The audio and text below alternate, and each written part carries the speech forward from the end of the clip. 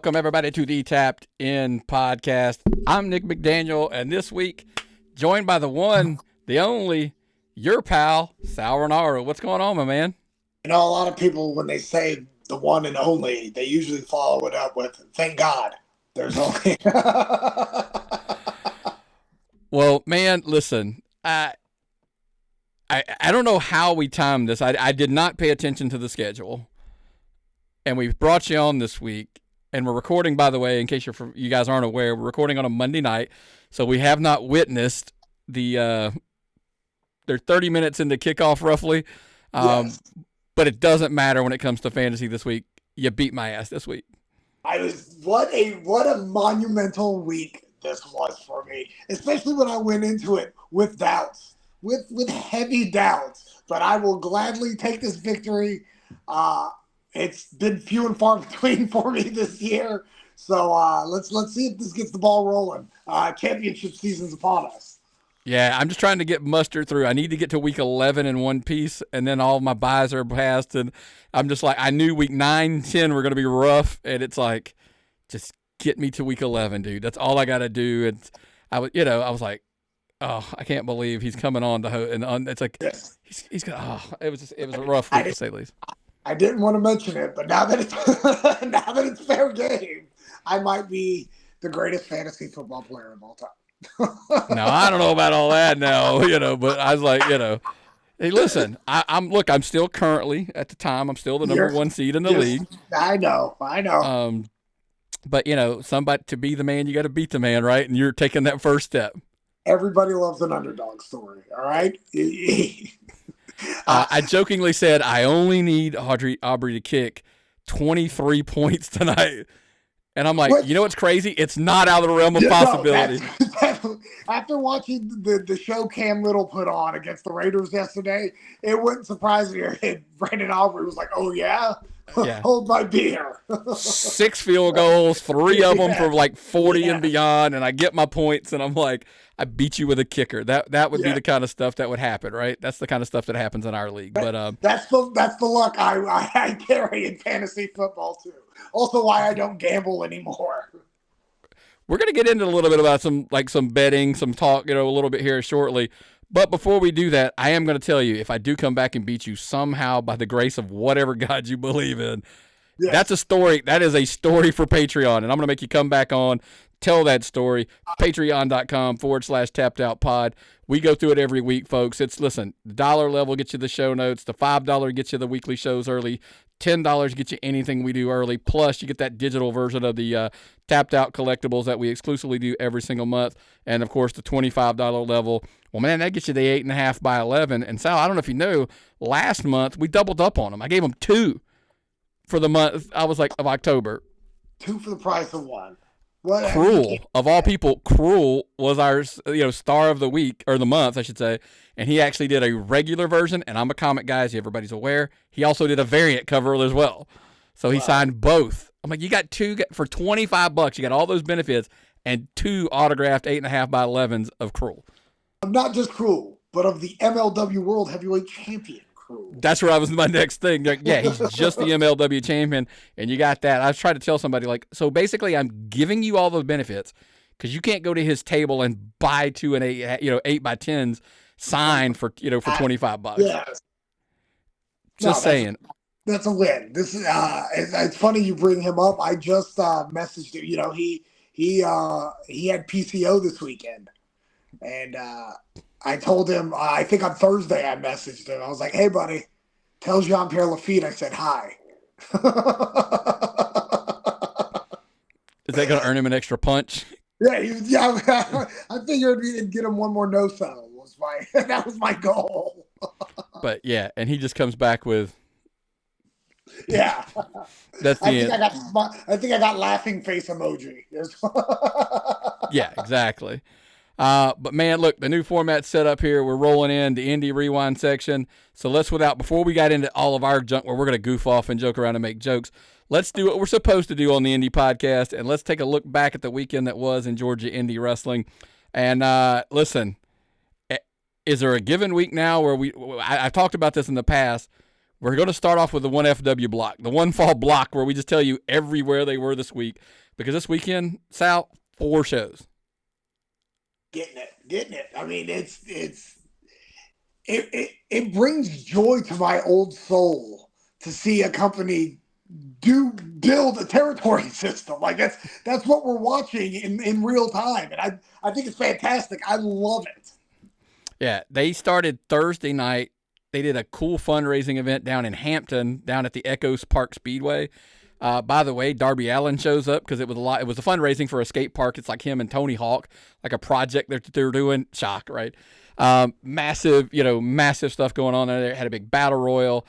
Former student of Darby Allin said, "Ellington, he's your winner." Makes sense, right? When you're telling that story. That mass in wrestling at mass. Listen, they ran 4 shows. I am not going to sit here and go through every single win and every single loss. Going to hit some of the highlights. I do want to say, one, Ilya Drago, I'm not really sure what he's trying to accomplish, but this whole past weekend, he's taunting Billy Gunn on social media with pictures. Yeah, you saw that. He's mocking him. Probably not the best thing to do. Billy Gunn, I'm pretty sure we've discussed this before. Billy Gunn is uncategorically Guinness World Record, the largest human that ever lived. There might be somebody that's taller and somebody that's got bigger arms. Billy Gunn's just the first time. I will never ever forget this. The first time I ever got to meet Billy Gunn outside of a WWE arena. It was a show in Alabama, and I mean, it was star-studded affair. I mean, Sean Waltman was there, Road Dogg was there, Raven was there.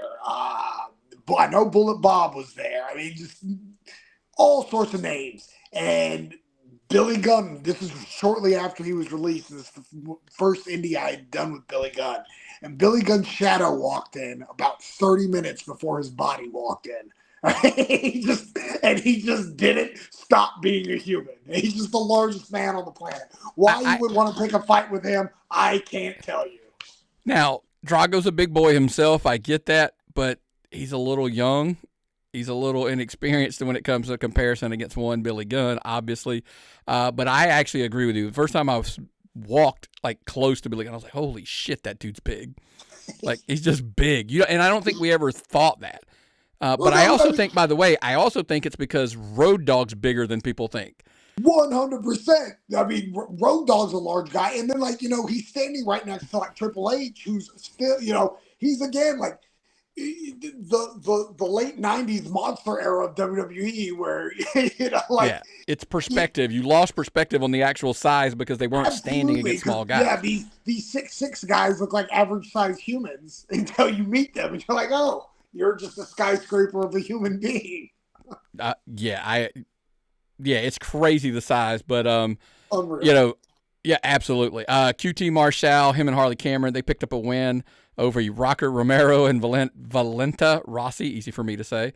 Valentina Rossi, exactly. One half of the NWA World's Women Tag Team Champions. See, she catch her just at a one fall show on a random Thursday, right? But that wasn't all, man. She wrestled on the Friday show. They picked up a new venue up in Hartwell, like the Rock's throw away from South Carolina. And the venue looks super cool. I didn't get to go. I literally had to, of all days, it was like I had to go to Greenville that morning. So coming back, I'm like, I'm not going to go to Greenville, back to Beaufort, and then back to Hartwell in the same day. I was like, no, I passed it, waved at the exit as I went by. But the venue looks super cool. But she was there as well in a triple threat. She wrestled Angelica Risk and Hyena Hera in a triple threat. QT Marshall, again, wrestled on the card. Interesting twist, I did see Brady Booker, the one-fall champion, picked up another win on Ilya Drago. We spoke about him earlier, before. This is the feud that's a bit on television where they just had their championship match at the center stage show. So I mentioned we were probably going to see these two fight for a really long time. And eventually it's not going to be just on Peachtree Sports. It's probably going to be on another show down the road as well.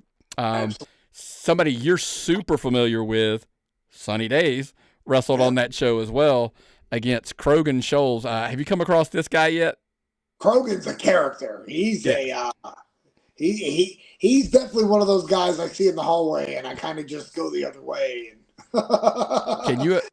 It's shocking. Halloween night, those two monsters meet. Yeah. You know, makes perfect sense, right? Halloween night. So, Slow Pour, they were there on Saturday in Lawrenceville, another venue they're kind of coming back to.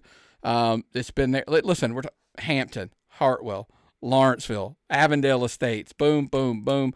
Unfortunately, the Avondale Estates show did get rained out after one match. They got the rain. They had to break, they tried to wait it out. Didn't happen. It was one of those shows I kind of joked. I woke up Sunday. I was going to go. I sat there and it was raining outside and it was cold. And I said, I think I'm going to sit this one out. And, I messaged them and they were like, good call. Like, yeah. Everybody else was sitting it out too, buddy. Yeah, exactly. So, and that's kind of, I think, where we're heading with One Fall. As we talk about it, it's going to eventually be where you feel like there's a Friday show, there's a Saturday show, there's going to be multiple Mondays.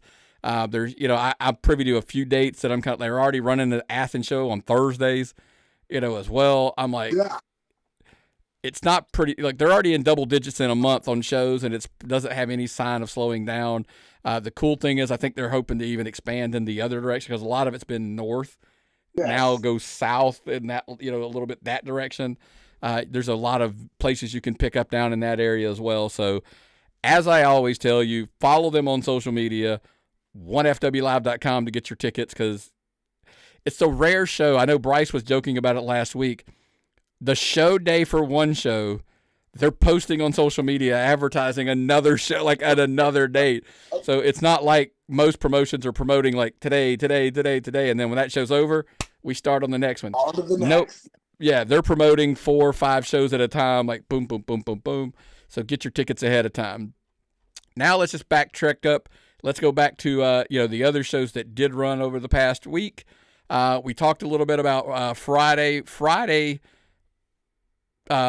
PCW had a show. It was like a little Halloween show. I talked to the guys and they were like, hey, it was just a super fun show. Nothing, it wasn't anything like storyline driven or anything. Let's just have some fun. Guys dressing up, guys in costume and having a little fun for the fans. So kudos to those guys. Shocking. Wrestling should be fun, Sal. It's a weird concept, but you know what? Now that you mention it, pro wrestling can be grown men fighting in their underwear can be fun, huh? Let's look into this. Let's look into this a little bit further one day. Maybe there's more to be had. More to be had. Yes. Now, on a serious twist, Saturday night, I know you were in the house as well. Southern Fried Championship Wrestling, Monroe, Georgia. I'm going to rattle off some of the wins and losses here because they do matter in the grand scheme of what I'm talking about. Nick Halen picked up a big win. Great showing by a young man, Jay Alpha Miller, who we've talked about a ton on this show, but it's the first time I think he's wrestled there at Southern Fried. Good showing. Yeah, absolutely. He blue chipper. I mean, that's just the easiest way to put it. There's a lot of the boxes checked already, and I mean he's still got a lot of room to grow, which is exciting. Well, that's the scary part for a lot of people too. It's not like he's peaked and he's already who he is. Close. Yeah. Billy Buck picked up a win over Zach Mosley. Rosario Grillo, he picked up a big win over JT Paradox. We're going to probably come back to this shortly. Pat Roach picked up a big win over Bobby Moore. One of the big stories coming out of the night, obviously the Seth DeLay not in the building. Michael the Flying Fro Walker has to do it, basically a 2-on-1 versus Jaden Vane and Xavier Cross. Now, I didn't know that was going to happen, obviously, but I called this win last week when I said, listen, don't sleep on Jaden Vane and Xavier Cross. And I said, pump the brakes. Don't send the hate mail to tappedoutpod@gmail.com yet. But I'm like, this is very much a Sean Diesel, story with Jaden Vane and Xavier Cross. He's got a ton of the muscle, ton of the size of the monster with him. Doesn't matter. As Jaden Vane may tell you, he is now the Southern Fried Tag Team champion. He did it. Yeah, he did it all by himself. It's all him. Ignore the big monster standing behind him. He did it all by himself. Jaden got the 1, 2, 3. That's all that matters as far as his book goes. Yes, sir. Bryce Cannon, who, he kind of discussed this last week on the show, he didn't really know who he pissed off at Southern Fried, but he had a match with Judias. And he was pretty much right in his assumptions of how that might go. He tried to get Judias just to take the night off, like go do something else. They didn't need to fight. probably the right strategy, wouldn't you say? That was it. I've unfortunately been beaten up by that man more times than I have for.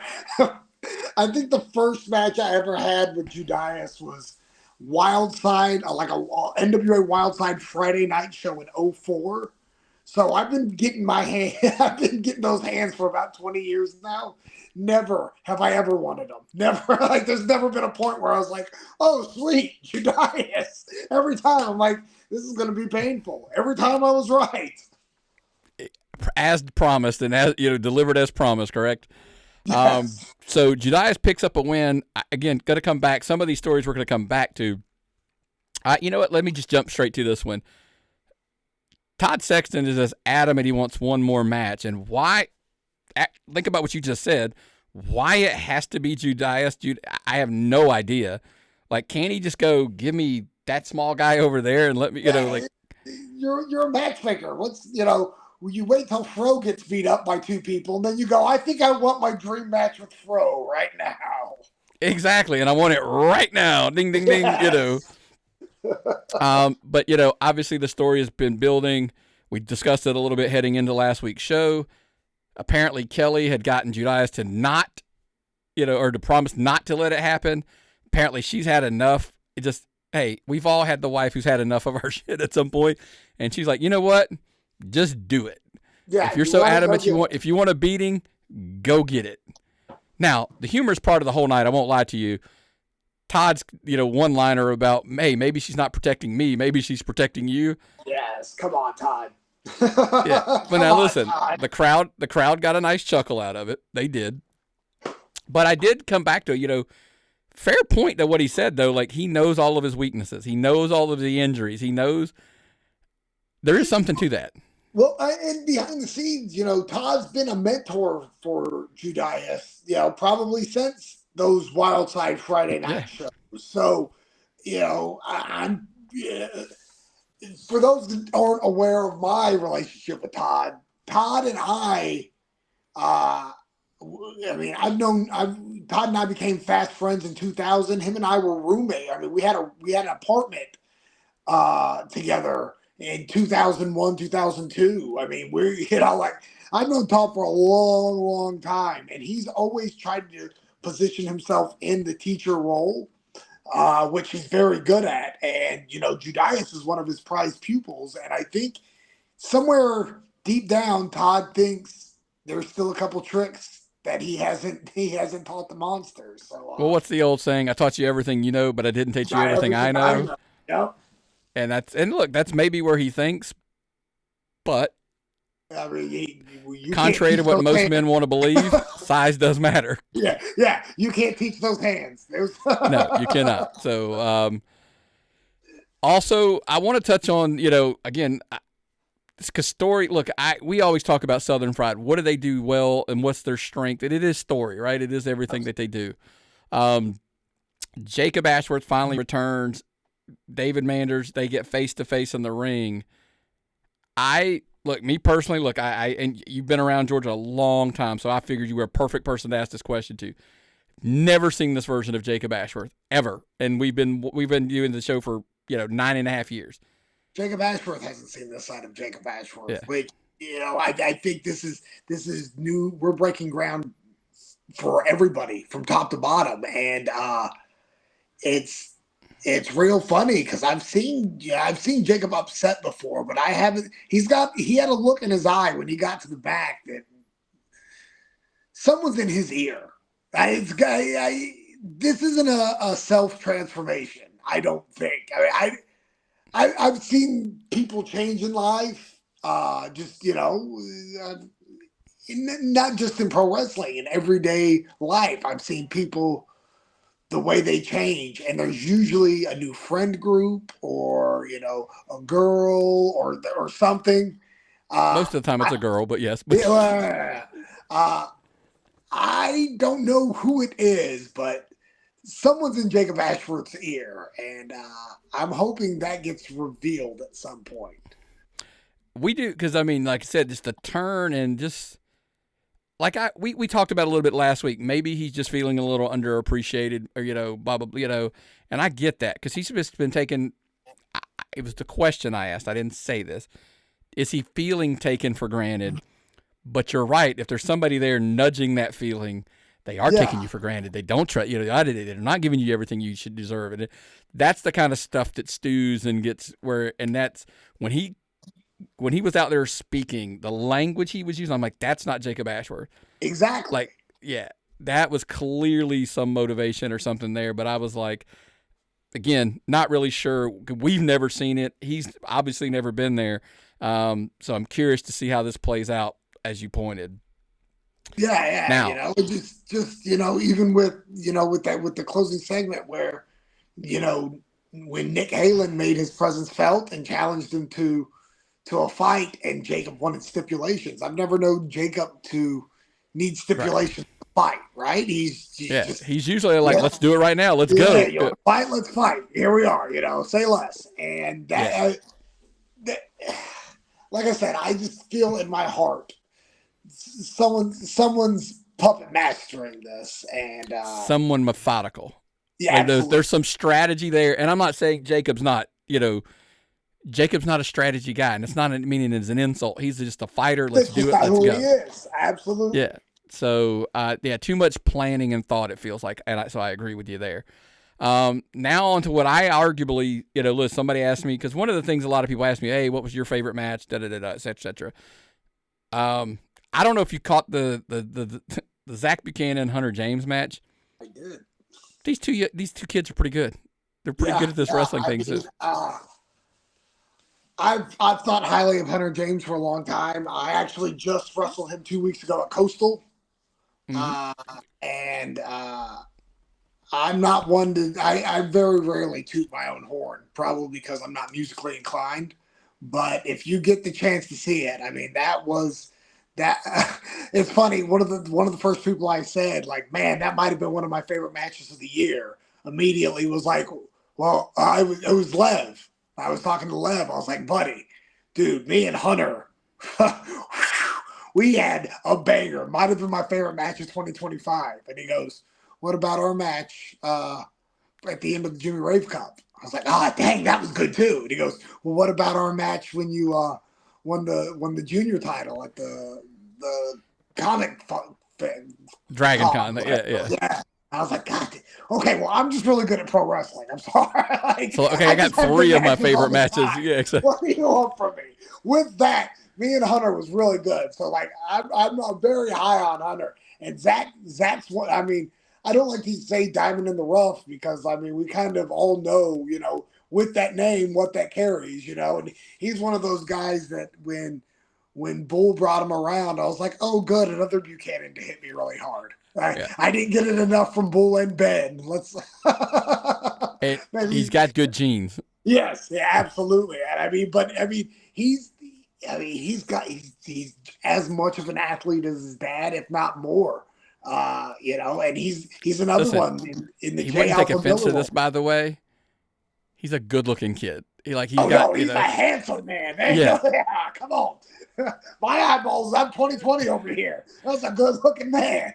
And that's what I told him. I'm like, look, not only do you got the raw ability, the athletics, but, the chicks are going to like you. Yeah. I mean, that's a huge selling point. And and he's got a little bit of that all shucks country, in him. And everybody's 100%. Like, all right, that's a selling point. And then, his dad's been there. His brother is there. But even with, without his dad and without his brother, I mean, that match was fantastic. Oh, yeah. Those boys went. They put it all on the line. That was a heck of a match. Yeah, easily. I said to somebody, probably my match of the night. I thought those two delivered 110%. Yes. And I, mentioned to Hunter James, he's probably not seen the last of Zach Buchanan, in some type of a title match, specifically down the road. Now, I'm aware Dominic Stuckey's coming back. We're going to get Todd versus Judias, Halen versus Ashworth, and more. Thanksgiving night, it's a tradition at Southern Fried, so get all your turkey, get all your food, get you all the celebrating over. Try to do it early, then head on out to Monroe and catch them because they're, I think, as of right now, they're the only one running on Thanksgiving. I hope so. yeah, he's like, I hope so. But yeah, so that is actually their next show, by the way. Check them out on YouTube if you missed this one. I know it was Georgia, Florida. Hey, a lot of people stayed home and watched that game. What a game. But we had the game on in the locker room. No, 100%. So if you did miss it, check out the show when it drops on YouTube and get caught up, and then make a point to get your tickets ahead of time and head out there on Thanksgiving night. 2 more shows. Premier All-Star, they ran in Buchanan. They ran on Saturday night as well. Sean Nelson picked up a win. Lamar Phillips picked up a win. Da Silva, he picked up a win. Richard Page, Greatness Inc., starting to rack up wins at multiple promotions now. However, I wanted to ask you about this because I know you know a lot of the parties involved. Upset of the night. Ashton Martin, Xander Orrick, and Simon Sermon defeated Da Silva, Lamar Phillips, and Chris Gaines with Richard Page in their corner. They're the new Ultimate 6-man tag team champions there, which tag team champions all of the above. That's a pretty crazy win. Yeah, no, that's total left field. I mean, especially Gans is one of those guys. Chris Gans is one of those guys that I don't understand how he's been lost in the shuffle for as long as he has. He's an uber talented guy that's got a great look, and he's just, I don't know. It's one of those pro wrestling things that I'll never be able to understand, that for whatever reason he hasn't gotten the opportunities that I feel he could have. But yeah, I mean, Ashton Martin's a kid that, he's a fine looking young man that, has got about 26 minutes in the business under his belt. Yeah. Is it let me ask you a question. Is it just the magic of Simon Sermon? It might be. I mean, Simon's one of those guys that's been around, to talk about a staple of Georgia wrestling, right? And there's just something magnetic about him. It's that if you could put it in a bottle, you'd be a billionaire. Whatever it is, Simon's got it. And that's, I think it's very safe to take the hedge on that was the upset of the night and the weekend. Yeah, it could very well be, exactly. Sander Seabolt picked up a win, but in the main event, Stevie Ray Frost and Madman Mason, they, ended in no contest against AJ Black and Alexander Lev. Shocking. Basically just, Stevie Ray Frost, he tried to get in AJ's head. AJ's trying to hit him with barbed wire sticks, but, he's like, hey, hit me.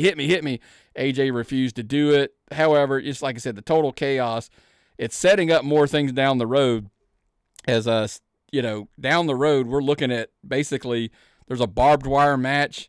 Stevie Ray Frost and AJ Black. There's a Monsters Ball with Lev, Madman Mason, and more people to be involved later. Lev, you don't got to do that kind of stuff, man. Just stop it, kid. Yeah, especially knowing you got a huge opportunity here literally in like 11 days from recording, like in two weeks. Yes. I think with all that on take, this is not something you want to do 2 weeks later, but apparently he does. Yeah, no, he's definitely not, he sent me clips of his match on Friday night. He was in Pro South. And he was doing, he did a fight without honor with Ace Haven. And it was, hey, what do you think about this? And he was doing STOs on mountains of chairs and getting chairs thrown at his kneecaps. And I think it looks like it hurts. I'll watch it, but I ain't going to do it. Yeah, it's pretty crazy. But again, obviously one of the other big stories coming out of here, since Ashton Martin, Xander Orrick, and Simon Sermon picked up a win over Greatness Inc., Xander Orrick has now officially run the gauntlet, and he will get Richard Page at a date to be late, to be determined later. Gets his hands on this guy finally, and thank God, maybe he can shut this guy up. Yeah, if he could just punch his mouth closed, that would be super duper. You would be doing us all a favor, Xander. So they're also on YouTube as well. By the way, they're running Thanksgiving weekend, but it is on Saturday night. That is their next show. Check them out as well. Last show we want to get into, last but not least, as I like to say, RIPW. They ran in Atlanta on Sunday. Big tournament basically going on there. The Battle of Atlanta. The semifinals were at this show. I was 2 for 2 on this one. I was actually pretty shocked that I nailed these onto a T. Hakeem Young defeats Trevor Aon and Tyson Maddox. I have to ask you, because we have had multiple conversations about Tyson Maddox. How familiar are you with Tyson? I'm very well aware of his existence. I've seen a lot of his stuff. I think we've only been on one show together, but he's another one of those guys that I don't know what the next step is for him, but there should be plenty of steps in front of him. I mean, the guy's looks like $1 million. Is it just the timing thing? Like we always talk about, it's just time. Like, hey, we don't have anything for you right now. I mean, it's got to be. It's got to be something along those lines where you don't want to bring him in and not put the rocket ship on him, but you're just not ready to have the rocket ship lit yet. And that could be it. Who knows? Yeah. Yeah. There's money in there. Yeah. Also in the other semifinals, Bryce Cannon defeated Lamar Diggs. So basically it looks like we're heading to a Hakeem Young versus Bryce Cannon in the finals. Wasn't surprised that I saw that. I felt like I saw that coming from a while away. Again, remember, we always joke about predictable doesn't mean it's not good. So I think this is exactly what we'd want to see at this point.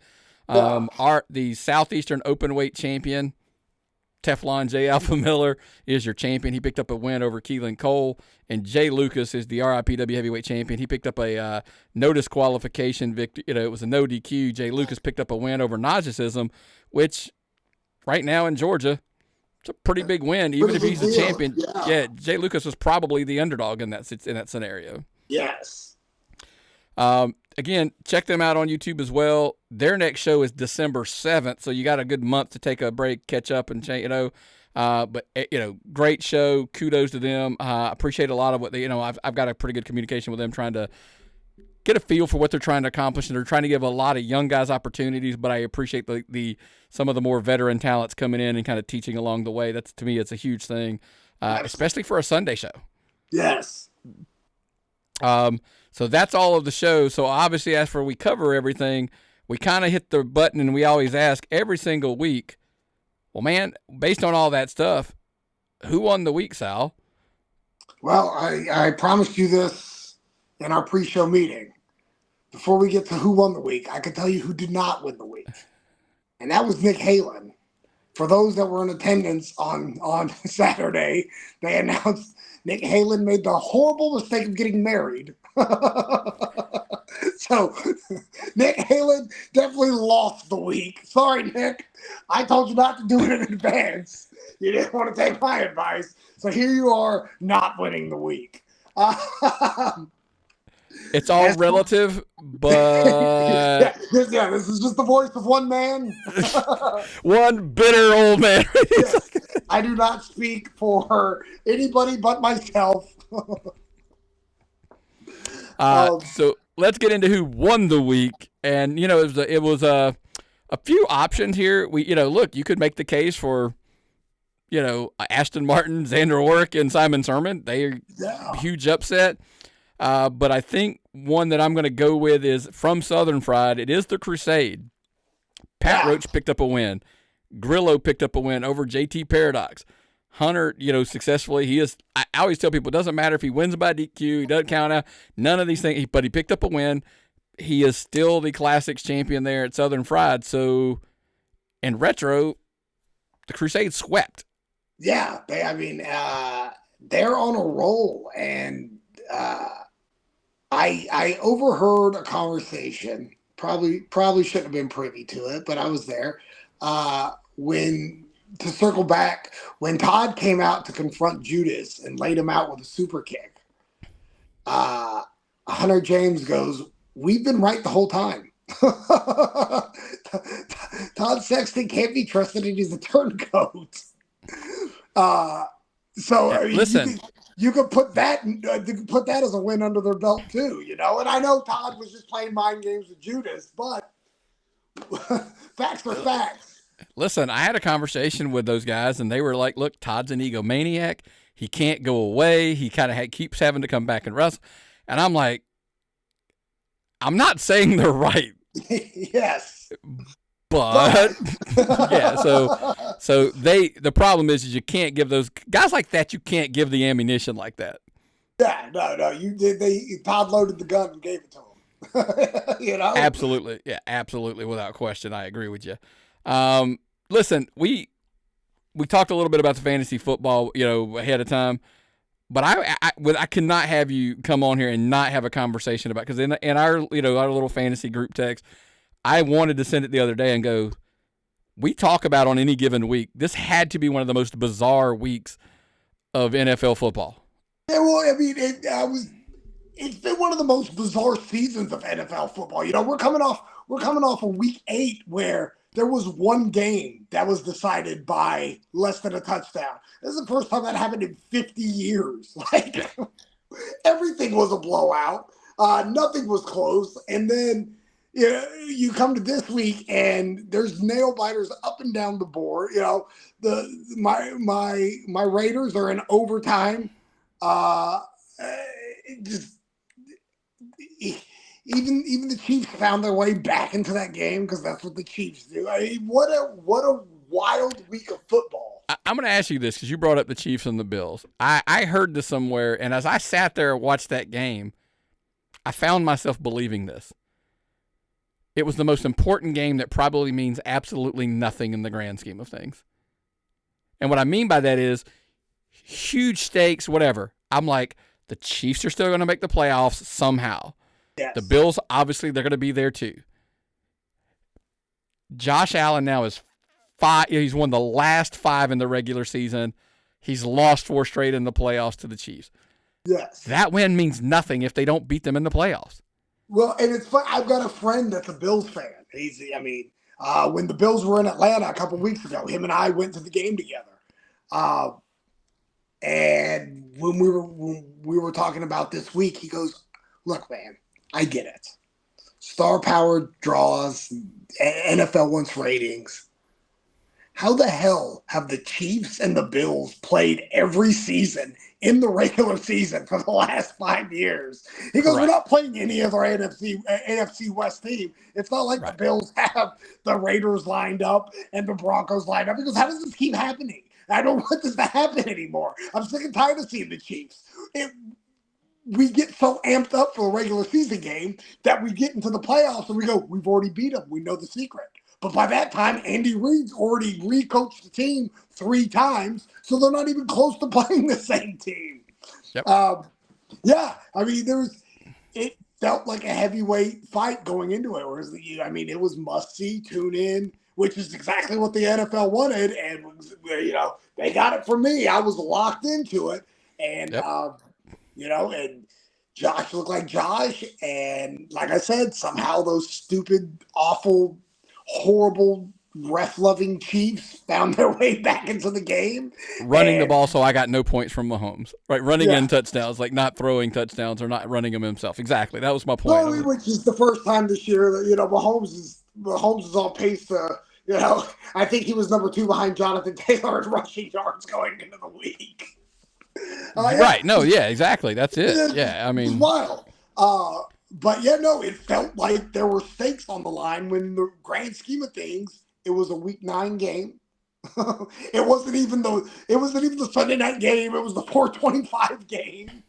But that's actually one of the rumors was that's why they shoved all the other games to the 1 o'clock. There was really only 3 games in the 4 because they were like, everybody's going to watch over here anyway. Yes. So let's just leave them by themselves at the 4 o'clock game, essentially. And I'm like, makes perfect sense. Yeah, by the way, as we're recording, Dallas is losing to Arizona 10-7. What is happening? Who would have thought? It's not just Arizona. Jacoby Brissett led Arizona in Dallas. Indy losing to the Steelers. What is happening? So I like the Steelers team. I like them. I do too.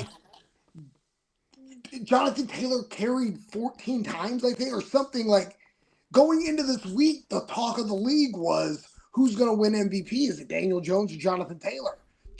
Daniel Jones had 5 turnovers. Thanks. Pretty Can sure I ask you, another. All right, weird football take. We listen to way too many sports podcasts. Yes. I do. Crazy take. Colts aren't that good. All the teams they've beaten are bad. It's funny because I keep hearing these talking heads on different networks talk about how they're built and that they're built great and they're stacked. But anytime they face pressure, they crumble. 5 turnovers. I know 2 of those interceptions were off tip passes. that's going to happen. One interception, Daniel Jones looked like my son. Right? Hey, I'm just going to heave the ball. Someone can catch it, right? Yeah. I mean, and I know TJ Watt is going to force fumbles. That's what TJ Watt does. Except that before the game, the fans in Pittsburgh had a funeral for the defense. And it apparently worked. Dead. But hear me out. They beat the Dolphins week 1. Which, yeah. They beat the Colts week 2, but they beat them by a point, and it was not the Broncos of now. Yes. They beat the Titans, who hasn't. They lost to the Rams, the one good team that they played there. Yes. Yeah. They beat the Raiders, the next week. Yeah. They beat a bad Cardinal team. Yeah. They did beat the Chargers, and that's a hit or miss, right? Like, how good are the Chargers? I can't figure out the Chargers. Again, this is the same Chargers team that lost to the Raiders in week 1. Right. And then they beat the Titans again. Yes. So when you look at who it's like they haven't really beaten anybody great to give them, to crown them. But there's a whole lot of this, by the way. Don't look now, folks. The Carolina Panthers are 5-4? 5-4, same record as the Chiefs. And they're not good, are they? No, they're not. I promise you. I've watched. God bless NFL. Sunday Ticket and Red Zone. I've seen more Panthers than I should. That's not a good ball club. The other one I wanted to ask you, obviously being here in Atlanta, that weird Patriots-Falcons thing. So, coming into this year, my son, unfortunately, Georgia born, has a lot of Atlanta Falcon in him. He loves the Dirty Birds. I've tried to sway him to the Raiders, but that's like, pushing your son out of the fireplace and into the fire. Like, hey, man, sorry, it's going to suck to suck. Like, sports isn't fair. But coming in this year, I told him the Falcons could be really good or they can tear your heart out, and there's going to be no in between. Nope. And there's a couple wins, that Bills game that I went to where I was like, oh, man, these guys are clicking on all cylinders. That defense can stop the pass. You get Bijan going. That opens up everything. Drake London looks like he could be a top 5 receiver in the league. And then yesterday, Drake London, 3 touchdowns. Michael Penix, when he's not doing insane throwing out of the pocket to nobody for no reason, like when he's locked in, he's good. But to get that, Falcons Nation, I apologize. When Drake London got the 3rd touchdown, I jokingly said, Romo's shanking this. Ain't no way. And my son goes, that's not funny. I was like, I'm not joking. And then Romo shanked it. So, I didn't mean it. I swear I didn't mean it. I apologize for putting that into the universe, guys. But the Falcons never cease to find ways to lose games. It's just you said it. They find ways to lose. And shocking, it was against a Patriots team, right? Like that's who it was. Yeah, I mean, come on. I mean, my son never argues football with me anymore because every time he tries to argue a point, I say 28-3 and walk away. It will never. It's the ultimate mic drop. 28-3 in the Super Bowl. Like, one other game we talked about a few of them. There's one more I wanted to ask you because we're not getting into 68-yard field goals and stuff like that. We'll let that one go away. 47-42. Yeah. The Bengals 2 weeks in a row have hung like 39 or 38 or more and have lost both. There's a crazy stat of one team in history has put up like 500 yards of offense, 39 or more points or something, like ridiculous stats, quarterbacks thrown for whatever, blah, blah, blah, multiple touchdowns, and lost. It's them. Yes. One of my friends, who shall not remain nameless, but a good friend of mine, is probably the world's most notorious Chicago's Bears fan. So there's a part of me that wants to see the Bears do good for him. This year, when the Raiders played the Bears, he texted me right before the Monday Night Football game the week before and said, "Hey, we can't talk for a week." I said, "Hey, we've got 3 more hours before I hate you. And then it's going to be seven straight days of me giving you the business, buddy." And I was accurate. Monday Night Football ended, and the first thing he got was, "Screw you, screw the Bears. I hope all of you lose forever." That being said, when the Bengals got the onside kick, I said, "Man, I want to see Flacco do it." And this is one of my weird Sal takes that I sent into a different group chat. Joe Flacco might be exposing Joe Burrow as being an average quarterback with an incredible offense. Because, I mean, Joey Flacco just showed up and was like, "Hey, guys, I can do it too. Like, I know I'm 72 years old, but watch me sling the rock." I mean, again, he put up 80 points in 2 weeks. It's not his fault the defense can't figure out, the one of the ongoing jokes is that they're the Alice Cowboys because they have no defense. Well, clearly the Bengals can't be spelled with a D because that don't exist, man. So what's your take on the locker room post games? Did you see those? Yes. I saw this morning, I think it was Foxworth maybe, was like, "Listen, I'm not condoning what happened and what they said, but I understand like why they're saying it. Like they're just doing what we all wished we could. We just know we're not supposed to do it." Absolutely. I mean, come on. I mean, have you seen the still shot of after Loveland catches the ball and there's 3 defenders literally on him? And there's a still shot, and the shot I saw was him huddled, surrounded by 3 Bengals, and the caption is, "He scored a touchdown on this play." Right, yeah, I've seen that one. Yeah, that's exactly the one I saw. It's crazy. When did we stop using our arms and hands to tackle? Like, I know, look, man, John Cena throws a mean shoulder tackle. I've got 25 years of watching John Cena throw a shoulder tackle, and it worked. Hey, buddy, ain't a John Cena on the field.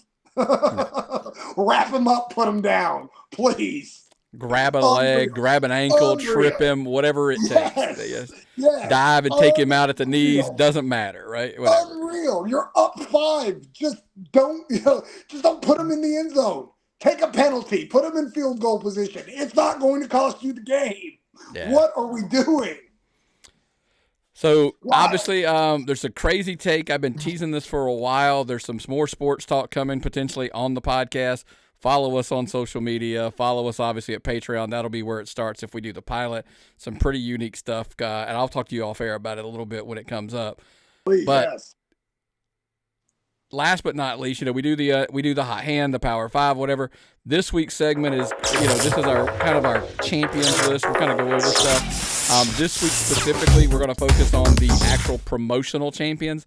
When I originally did this, I kind of thought you might be on that list, but whoops, yikes.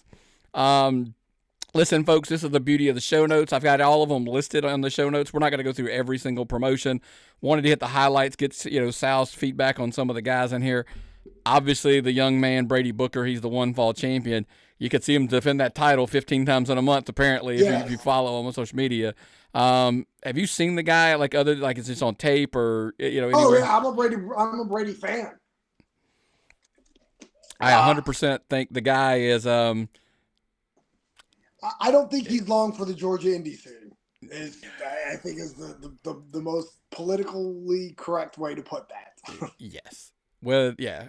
I get him while you can, and hopefully. Anyway, I'm not gonna tease that one. That's giving away too much. Yeah. PCW Dominic Stuckey, 2-year battle. He finally, after a 2-year story arc, he is the PCW champion, and obviously he's got some stuff going over at Southern Fried as well for that Classics Championship with Hunter.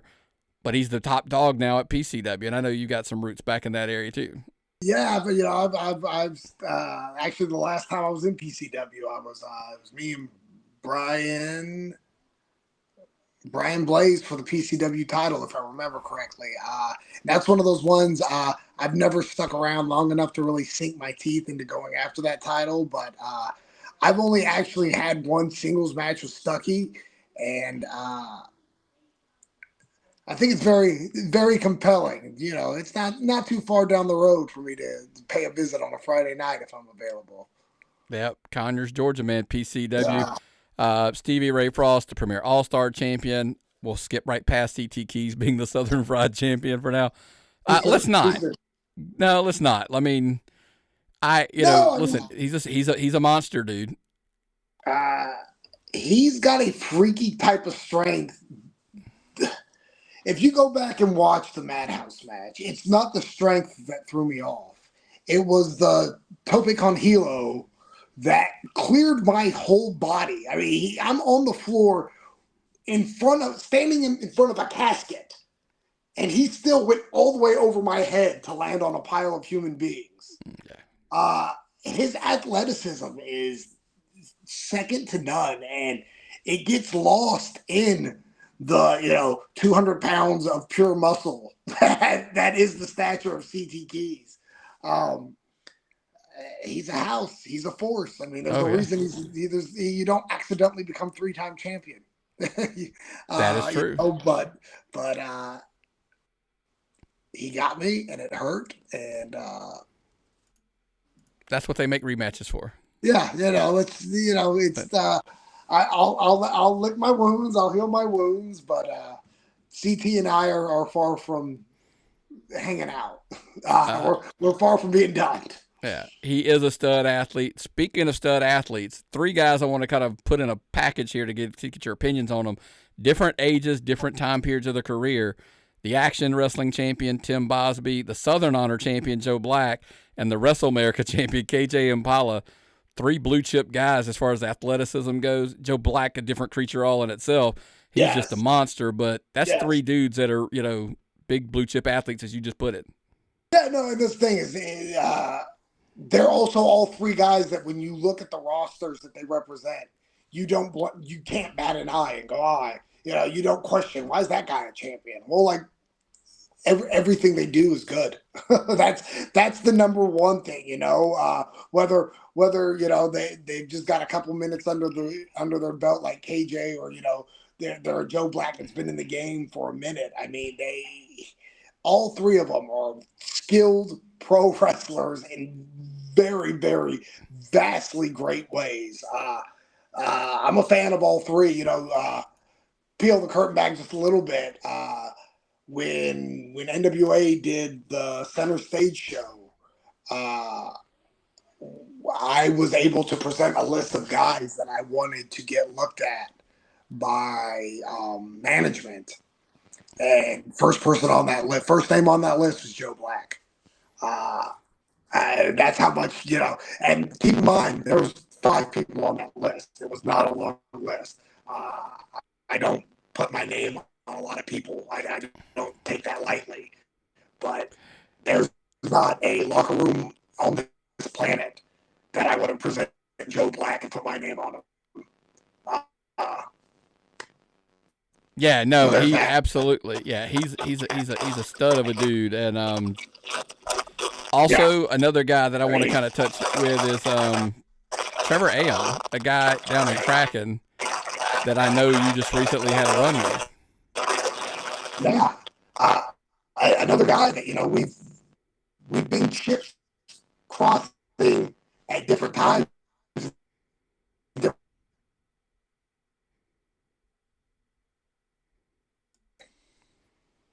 Yeah, we've been a lot of the same places at different times, and so when that opportunity was presented to me to go down to Kraken, which is something I'd been interested in anyways, it was just kind of check all the boxes situation. He's got fast hands. He's got real fast hands, and he owns that Kraken crowd. The Kraken faithful. I don't necessarily know if they're pro wrestling fans more so than they are fans of Kraken Pro Mm-hmm. Wrestling, if that makes any sense. And he's their guy. I mean, there's something there was something special in the air when he walked out. And I'm one of those guys that whenever I'm on a show, I try to at least, if I'm not, match 1 or 2, I try to find a place near the curtain so I can get a feel for the audience. So, and with us being main event, I knew I'd have time to. So for match 1 and 2, I was positioned right near the curtain. And the audience it was just a whole different vibe when he walked out. They did a really good job. They did a good job building. Like, he chased for like a year almost. Like, yes. it was, and that's shocking when you get people invested long term. It's not just, hey, let's jump it, let's pull the trigger, like play it out. They got behind him, numbers game. He was the underdog because the other guys always had the numbers game on him. Obviously, all those things matters. One of my favorite adages that I try to, especially impart on the younger guys, is, why is Christmas special? Well, because it's once a year, right? You want it. If you wanted Christmas in January and you got it in January, and then you got it in February, and then you got it in March, it's not special. It's just another day. Making people want something is what makes it special. That's pro wrestling. That's as generic pro wrestling as it gets. They wanted it, they got it, but then they appreciated it when they got it, and there's, like I said, there's something special in the air when he walks through the curtain there. I agree with you. And look, I'm a huge fan of Kraken, and like I said, I want to reiterate, you brought it up. They built the brand. Yes. Versus, so they are really, those fans are Kraken fans, not just, wrestling fans per se, because wrestling fans will go anywhere. Yes. But if you want them to keep coming back to your show, you got to make them fans of your show, which I think they do pretty well. Trevor Blackwell's the GPW champion. QT is the champion at Lariato. Michael Walker, different version of Michael Walker down at Coastal Empire, is their champion.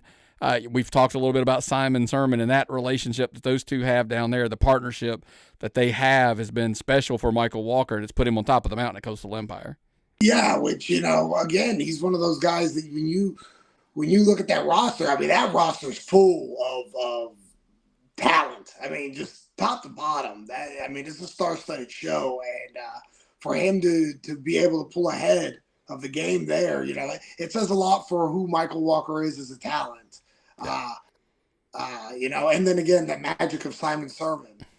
Got to bring it up. That partnership, like it's playing off for a couple guys in a couple places. So, agreed. Najee is your Classic City champion, one of the big top promotions here in Georgia.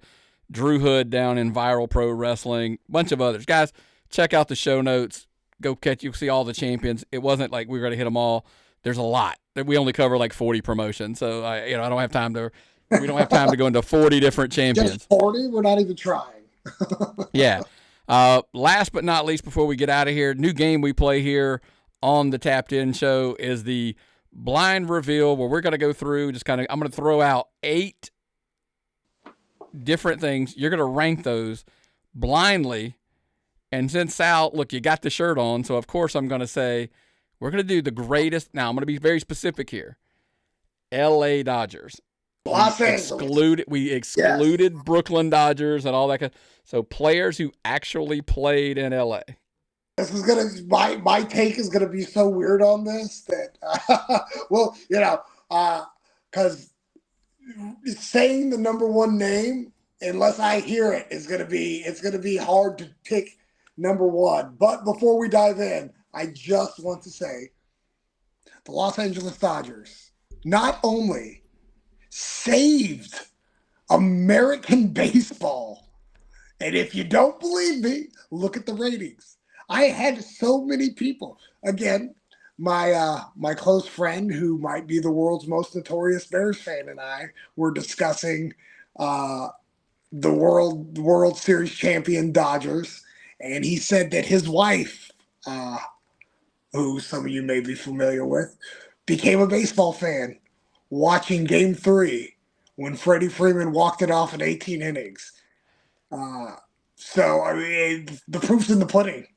the Los Angeles Dodgers saved baseball and went back to back. And they only paid like $17 this year to do it. I mean, granted, they'll be paying until 2092, but it was totally worth it because we're the champs, baby. So, fun fact, though, if you do want to win a World Series, sign Will Smith. It's what God wants. It's the Six greatest straight. How does that happen? ever. Yes, it's 6 years in a row. Straight. That's yeah, nuts. Crazy. I mean, and granted, 3 of those 6 years, Los Angeles Dodgers. But there was the Braves, Will Smith, and then I don't want to talk about that. Yeah.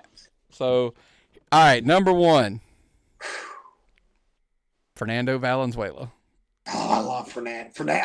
I lived in LA during Fernando Mania. Yeah. It was a real tangible thing. I remember 1 through 8. Yeah, this is tough. I love Fernando. But Fernando wasn't great for an extended period of time. And the Dodgers had so many good players. One of the reasons they're back-to-back world champions. I don't know if I've mentioned that. I'm going to put Fernando at 7. Oh, see, I was already typing 8. That's funny. Yeah, no, I like a little swerved wiggle room. me. You swerved me a little bit. All right, number 2, Clayton Kershaw.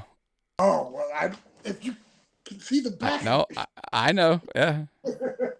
I love Clayton Kershaw. I mean, the greatest left-hander of his era. Everything about Clayton Kershaw is magic to me. I don't know if you guys realize this. As a pitcher, he won the MVP. As a pitcher, he won the most valuable player in the league. He only plays once every 5 days, and he won the most valuable player in the league. There's not enough. Full transparency. A video came across my feed today just encapsulating the great career of Clayton Kershaw, and I wept openly. I love Clayton Kershaw so much. With that, there's just so many. Clayton Kershaw's number 2. Okay. He's number 2. He's number 20, number 22 in your book, number 2 in my heart. Clayton Kershaw. Next up, Mike Piazza. Oh, see, I knew you were going to drop the Pizza Man, and I'm bitter about Mikey P.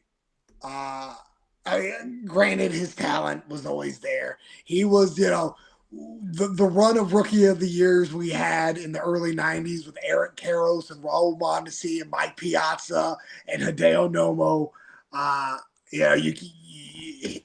He's the stud of the group, right? He's the one that went on to not just be Rookie of the Year, but be a Hall of Famer. But all of his great years were in New York. Yeah. So as a Los Angeles Dodger, I'll put him at number 8. All righty. Tommy Lasorda's going to be so mad at me. No, he won't. He won't be. Next up, Ronce. So say it was right before my time. But as a nerd, I've studied baseball footage because I'm a nerd. This is tough because there's some heavy hitters coming down the pipe. Oh, yeah. I'm going to go 6.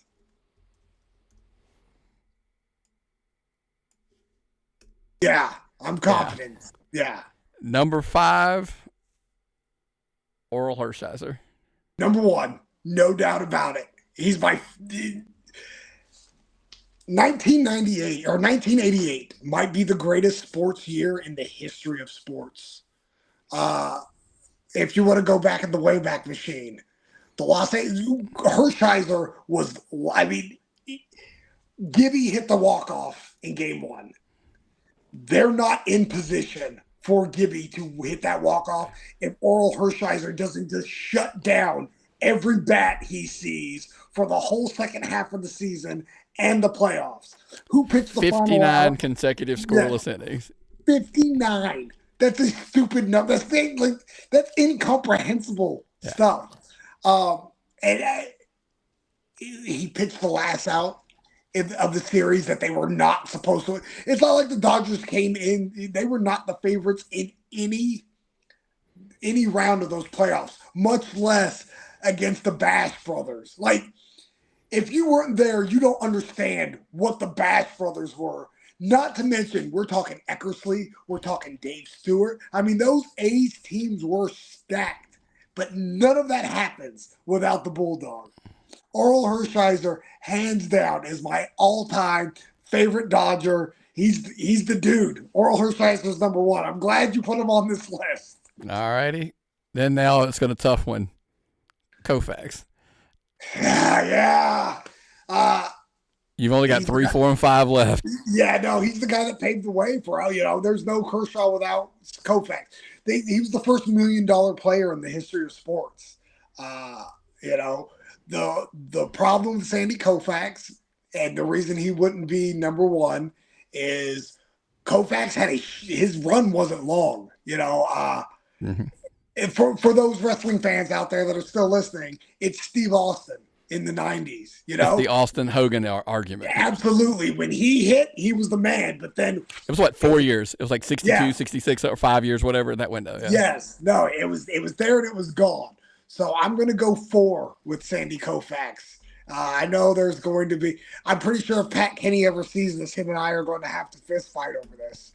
And the hilarious part, they put him behind Meghan Markle and Prince Harry. I don't know if you saw that. There was a lot of flack about that at the game. They're like, so he's one of the greatest pitchers of all times, one of the greatest Dodgers of all times, and you put him behind Harry and Meghan, and they're sitting there chatting away during the game to each other, and he's sitting right behind. Yeah. By the way, at Dodger Stadium. At Dodger Stadium. No, yeah, of course. Yeah. Yes. I'll say 4, but it's only a longevity thing. It's not a talent thing. Next up, Drysdale. I had, again, growing up in LA, you hear the legends.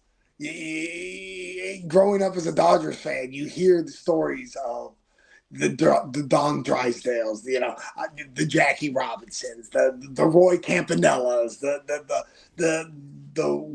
guys that paved the way for the current Dodgers teams. And, so I've heard all the tales of Drysdale's skill. I just never got to see it. So for that, and only because of that, I'm going to have to go 5 with old Donnie D. And which puts you number 3. It's the only slot you got left. And it is Steve Garvey. I'm very comfortable with that. Man, this list is almost as good as the Dodgers going back to back. So your list with your blind ranking is Hershiser 1, Kershaw 2, Garvey 3, Koufax 4, Drysdale 5, Say 6, Fernando at 7, and Mike Piazza at 8. So you probably nailed it exactly like you would have done. Yeah, I don't think I missed, man.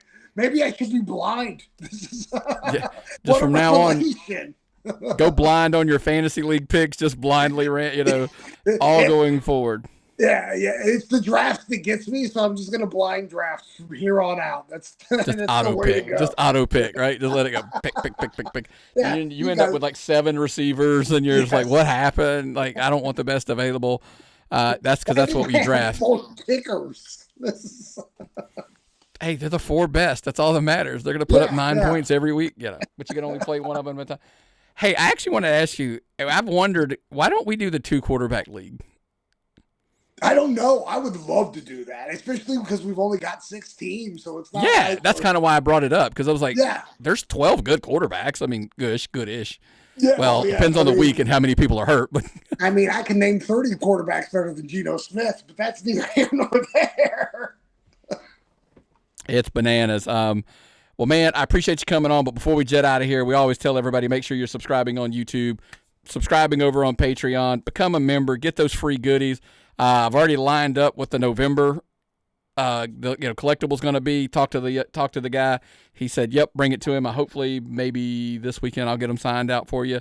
Get them out because I always say, the 7th. If you're paid by the 7th, I'll go ahead and send it out for this month as well. $25. Put it this way: this guy is as seen on TV from time to time. We'll leave it at that. So it's a good value, I think. Worth the 25, if not more. We should be charging you more, but we'll let you slide with 25. How's that sound? I've asked and I've asked and I've asked. Yeah, I don't understand why we're not, but hey, I think it's a good value, and that's the whole point of the thing is to make it worth their while. But hey, it's worth your while just subscribing on YouTube because you catch Sal Rinauro in the rotation. Are you excited? We're contemplating adding multiple seats to this and like having like 2, 3 people on at a time. I'm very excited. There's plenty of people I like to tell that they're wrong and I'm right. So the more the merrier. Coming sooner than later, folks. Lots of changes coming up. Be a subscriber again over on Patreon because all the announcements will come there first. That's a little tease there as always. But hey, man, where are you going to be at this weekend? Do you know where you're going to be at this weekend? This weekend, Wrestle America, Forsyth, Georgia.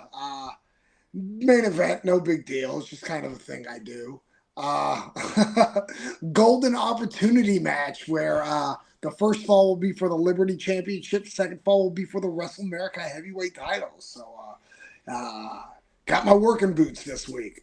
You might get back on the list next week. Yeah, hey, figures. Hey, that's the plan. That's the plan. Anything else? Anywhere else you're at? Or is it a light weekend for you? Yeah, it's a light week with my knees the way they are. I've got a busy December lined up, so I decided November I'm going to kind of just play a couple home games and hit the ground running come December because these kids like their Christmas presents. that they do, and it's just around the corner, for sure. Hey, by the way, you can gift Patreon memberships. I'm not sure if you're aware of that. For Christmas this year, you can buy those as well. You can gift them. It's right there on the whole sign up thing. You gift it, and it sends them a code, and boom, they're signed up. The gift that keeps on giving, folks. Give them a $25, for the whole entire year, and every month we're gonna mail them. Like you said, every single month it'll keep giving them a new 8.5 by 11. Some months 2. It's the best value. We keep saying that, folks. We just ungrinched your Christmas. Yeah. Well, man. Hey, I appreciate you coming on. We're gonna catch you. Make sure you guys are checking out the Tapped Out show. We'll kind of look ahead to all the shows because coming up weekend, cover some of the national stuff. I'm kind of excited. We talked about this a little bit. Now with the new format, the software, maybe having you sit in on the Tapped Out show from time to time, spread some thoughts on Saturday Night Main Events, or Raw here and there, or AEW, who knows. If you got time to watch a 5-hour pay-per-view, hey, it's all fun, right? I always find a way. If there's a will, there's a way. Yeah, at the end of the day, I'm a wrestling fan, so I watch it all. Well, wrestling fans, we appreciate you coming in like we always said. But, hey, this Saturday specifically, Wrestle America, we always say we appreciate you listening to us to support indie wrestling. But most importantly, get in your car, head down the road, Forsyth, Georgia, buy a ticket, and maybe, just maybe, you'll see that guy at the matches.